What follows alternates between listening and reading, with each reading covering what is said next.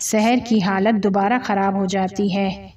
اب کی بار اس کو یقین تھا کہ وہ واپس نہیں آئے گی، لہٰذا اس نے خدا کی بارگاہ میں دعا کی کہ خدایا میں نے جو کچھ کیا ہے مجھے معاف کر دے۔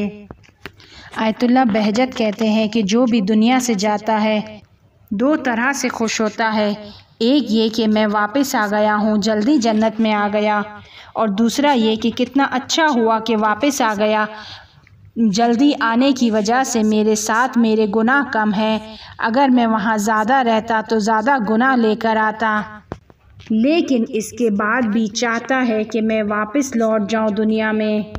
یہ دونوں احساس ایک دوسرے کے برعکس ہیں کہ یہ سب قرآن میں موجود ہے۔ اب سحر کہتی ہے کہ ایک لمحے کے لیے مجھے احساس ہوا کہ میں اپنے جسم میں واپس آ گئی ہوں اور میرا لاکھوں ٹن وزن ہو گیا ہے۔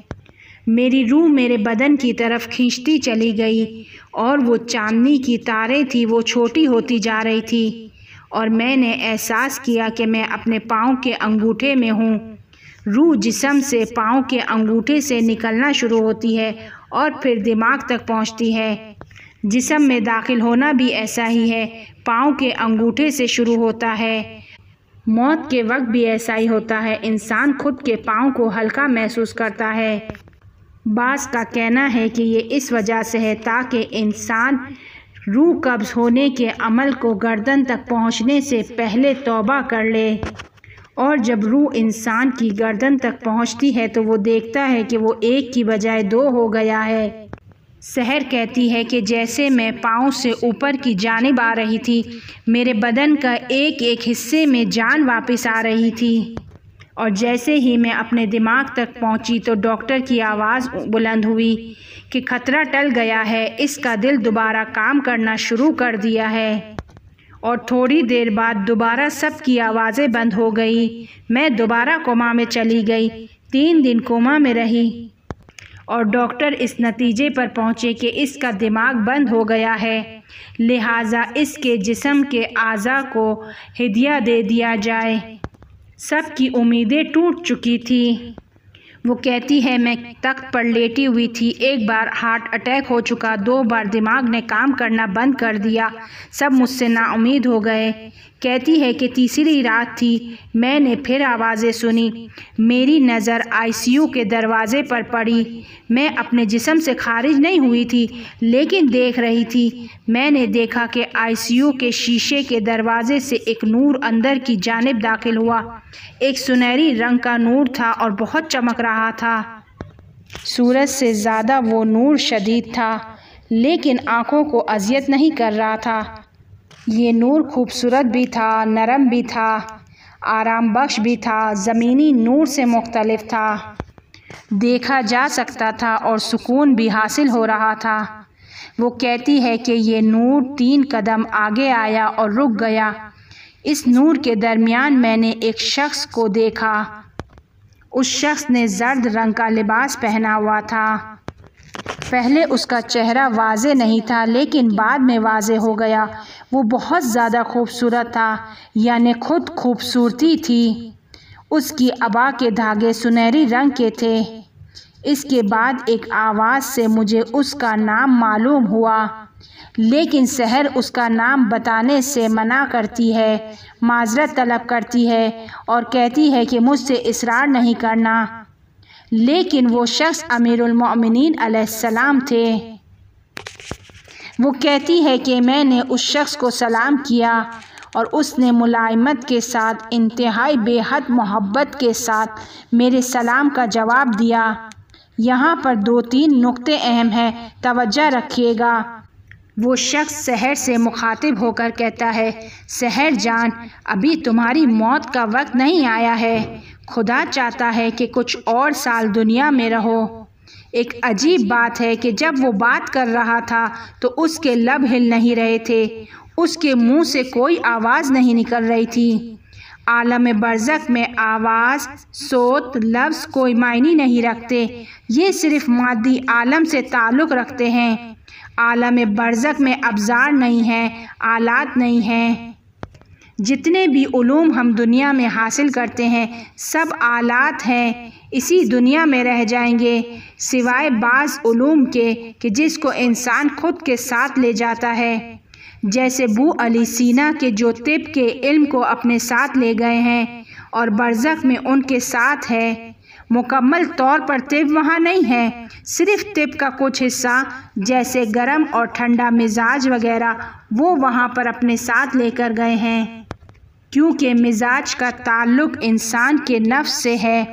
برزخ ٹھنڈی بھی ہے اور گرم بھی۔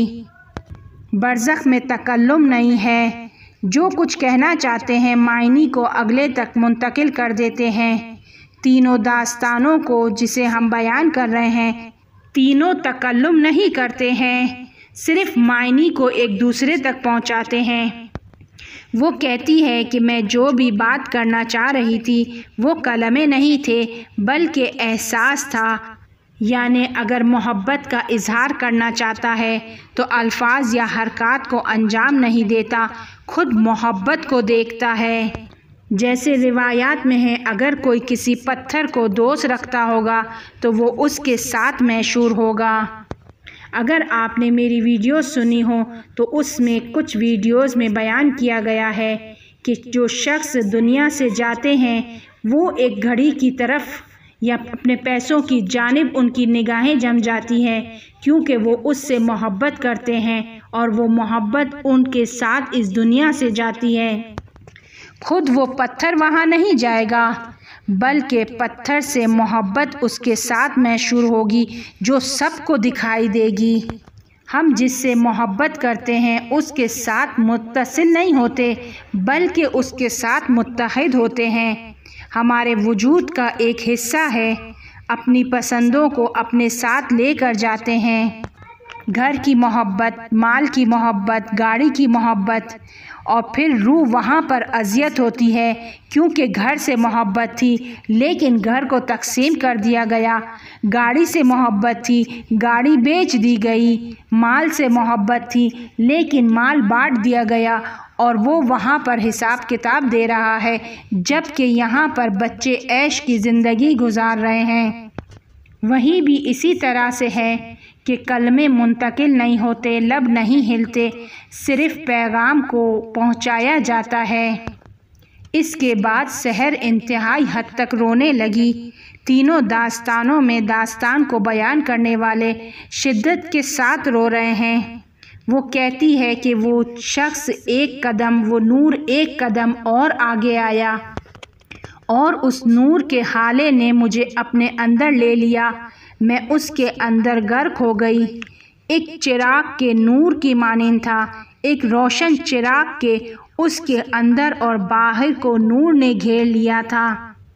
ہم حدیث میں پڑھتے ہیں کہ اہل بیت علیہم السلام چراغ ہیں، چراغدان ہے کہ جس سے نور نکلتا ہے۔ سحر بہت ہی خوبصورت مثالیں دے رہی ہے۔ کہتی ہے کہ وہ نور خالص تھا، درخشاں تھا، خالص درخشاں تھا، عشق، ایمان اور عظیم دانائی تھی اس میں نے احساس کیا کہ میں نے علم کا ایک ٹکڑا دیکھا۔ بہت ہی خوبصورت داستان ہے کہ امیر المؤمنین علیہ السلام اس لڑکی کی جانب توجہ کرتے ہیں تو دیکھیں اس کے ساتھ کیا ہوتا ہے۔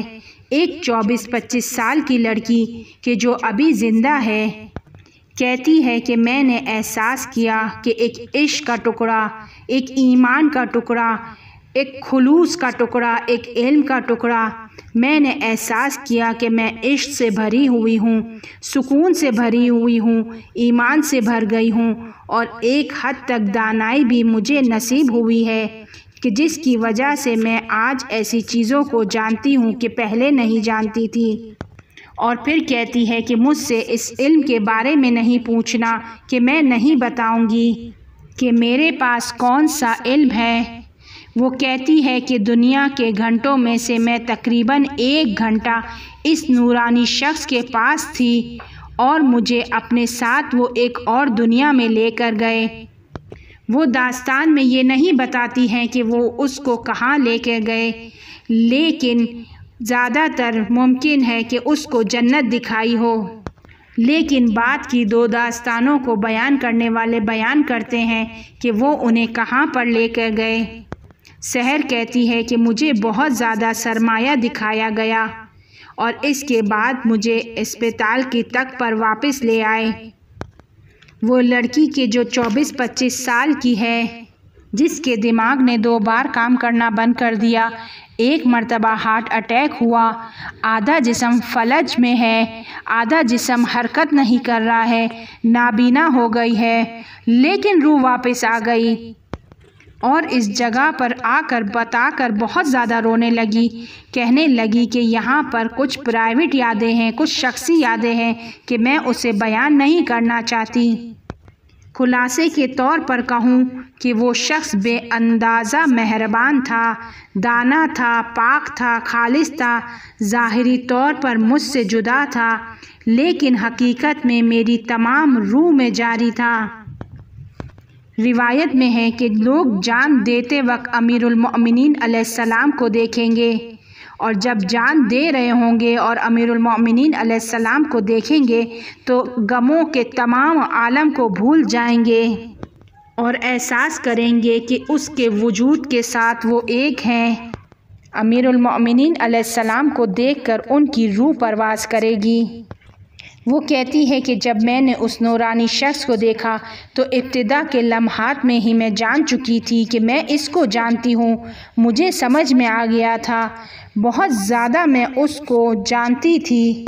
جب سحر سے پوچھا گیا کہ کتنا اس کو جانتی تھی، کب سے اس کو جانتی تھی، تو وہ کہتی ہے کہ وہی ابتدا کے لمحات میں، خلقت کی ابتدا کے لمحات سے میں اس کو جانتی ہوں۔ کیا اس سے پوچھا گیا کیا سچ ہے کہ وہ پہلی تاریکی سے آپ اس کو جانتی تھی؟ کہتی ہے ہاں، اس طرح کہہ سکتے ہیں کہ وہ میرا مولا تھا، میری سعادت کا باعث تھا، میرا رہنما، میرا دوست، میرا خیر خواہ، مجھے نجات دینے والا، میری امید کا باعث۔ میری زبان اس کو بیان نہیں کر سکتی، اور حقیقت میں امیر المؤمنین علیہ السلام کی شخصیت بھی ایسی ہے کہ اس کو بیان نہیں کیا جا سکتا۔ کچھ یمنی افراد رسول خدا صلی اللہ علیہ وآلہ وسلم کے پاس آتے ہیں اور کہتے ہیں یا رسول اللہ، ہم آپ کے وصی کو جاننا چاہتے ہیں، پہچاننا چاہتے ہیں۔ رسول خدا صلی اللہ علیہ وآلہ وسلم فرماتے ہیں میرا وصی وہ ہے کہ جس کی شان میں قرآن کی فلاں آیت نازل ہوئی۔ اس کے بعد دوبارہ کہتے ہیں کہ ہمیں واضح تر بتاؤ، پھر رسول خدا ایک اور آیت کو بیان کرتے ہیں۔ اس طرح مسلسل سلسلہ چلتا رہتا ہے اور 10 سے 15 آیات کو بیان کر دیتے ہیں، لیکن وہ کہنے لگتے ہیں کہ ایسے فائدہ نہیں ہے، ہمیں دکھاؤ کہ آپ کا وصی کون ہے۔ رسول خدا صلی اللہ علیہ وآلہ وسلم نے فرمایا کہ جاؤ اس نماز کی صف میں ایک ایک شخص کو دیکھو جو تمہارے دل کو بھا جائے، جو تم سے تمہارا دل لے لے، وہ علی ہے۔ اب یہ یمنی اشخاص جو 4 سے 5 تھے، انہوں نے دیکھنا شروع کیا، نمازی کی صف میں ایک ایک نمازی کو دیکھنا شروع کیا۔ اس وقت امیر المومنین علیہ السلام کی بہت زیادہ عمر نہیں تھی، 20 سال سے کچھ بڑے تھے، اور جیسے ہی وہ لوگ امیر المومنین علیہ السلام تک پہنچتے ہیں، ان کے وجود میں ایک چنگاری لگ جاتی ہے۔ پیغمبر صلی اللہ علیہ وآلہ وسلم کے پاس واپس لوٹتے ہیں اور کہتے ہیں کہ ہم ایسا احساس کر رہے ہیں کہ جیسے یہ ہمارے والد کی جگہ پر ہوں اور ہم ان کے بچے ہوں۔ ہم احساس کر رہے ہیں ایک اولاد کا اپنے والد سے تعلق کا احساس۔ ہم احساس کر رہے ہیں کہ اس کے علاوہ کوئی امام ہو ہی نہیں سکتا۔ شیعیان اہل بیت علیہم السلام کی اضافی مٹی سے خلق ہوئے ہیں۔ پاک باطن ہو تو یہ احساس اجاگر ہوتا ہے، اتصال رکھتے ہیں، موت کے وقت اپنی ازل سے متصل ہوتے ہیں۔ پہلی چیز جو اہم ہے وہ امیر المومنین علیہ السلام سے نسبت ہے، تمام اعمال سے بالا تر ہے۔ خلاصہ یہ کہ وہ کہتی ہے کہ جب وہ شخص جانا چاہتا تھا تو اس نے ایک محبت آمیز پدرانہ انداز میں مجھے دیکھنے لگا تاکہ مجھے خدا حافظی کہے اور میرے پاس سے چلا جائے۔ میں چاہتی تھی کہ ادب کی رسم کو ادا کروں، میں چاہتی تھی کہ مؤدبانہ انداز میں بیٹھ کر ان سے خدا حافظی کروں، اور پھر میں ان کے احترام میں تخت پر بیٹھ گئی۔ اس سے پوچھا کہ مگر تم فلج نہیں تھی، کیسے بیٹھ گئی؟ کہنے لگی ہاں، میں تھوڑی دیر کے لیے تخت پر بیٹھی اور پھر دوبارہ پیچھے کی طرف گر گئی۔ اب میری جسمانی آنکھیں بھی مکمل طور پر کھلی ہوئی تھی۔ ہر کوئی یا ہر چیز جو میرے اطراف تھی میں دیکھ سکتی تھی کہ اس میں ایک نرس کے جس کا نام احمدی تھا، وہ حیرت سے میرے تخت کے پاس کھڑی ہوئی تھی اور مجھے حیرت سے دیکھ رہی تھی کیونکہ میں اٹھ کر بیٹھی تھی۔ ایک لمحے کے لیے اس نے مجھ سے پوچھا کہ یہ تم نے کیا کیا؟ میں نے اس سے پوچھا مگر میں نے کیا کیا؟ کہنے لگی مجھے یقین نہیں آ رہا ہے کہ تم ایک لمحے کے لیے تخت پر بیٹھی۔ تم نے یہ کام کیسے کیا؟ تم کیسے بیٹھ سکتی ہو؟ اس کے بعد ایک اور نرس آتی ہے۔ احمدی اس کو یہ سب ماجرا بتاتی ہے کہ کس طرح سحر کما سے باہر آئی اور چند لمحے کے لیے بیٹھی۔ ایک نرس نے مجھ سے پوچھا سحر تمہاری حالت تو ٹھیک ہے؟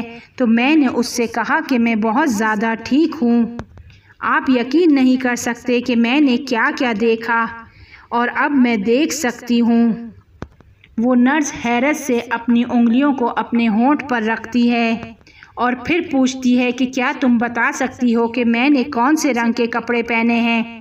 تو وہ کہتی ہے کہ تم نے نرسنگ کے کپڑے پہنے ہیں اور تمہارے ہاتھ میں ایک لال رنگ کی پین بھی ہے۔ نرس بہت زیادہ خوش ہو کر دوسری نرسوں کو اور ڈاکٹر رضائی کو بلاتی ہے۔